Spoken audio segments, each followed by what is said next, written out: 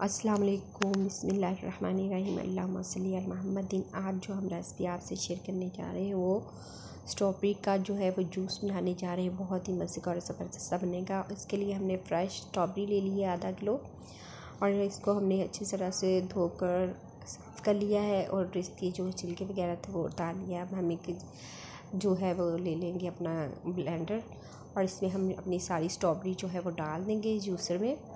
तो चीनी हमने 1 कप ले ली है, तो हम आधा किलो स्ट्रॉबेरी की बना रहे हैं और 2 हम इसमें जो है नमक के चम्मच ऐड करेंगे, चाय के जो होते हैं वो छोटे, और 1 गिलास पानी का हम इसमें ऐड करके इसको अच्छे से हम जो ग्राइंड कर लेंगे। इस तरह से इसका जूस बना लेंगे। और आधा किलो हमने स्ट्रॉबेरी का बनाना है तो हमने इसमें पानी 1 लीटर पानी हमने और ले लिया है। ठीक है, बहुत ही ज़बरदस्त और बहुत ही मज़े का ये जूस बन जाएगा। और ये देखिए माशाल्लाह से बहुत ही अफ्तारी के लिए ये जूस ज़रूर बनाएं और बहुत ही हेल्थफुल है, बहुत ही मज़ेदार है। अपने किचन में आप ज़रूर बनाएं, इंशाल्लाह से बहुत ज़्यादा पसंद आएगा घर वालों को।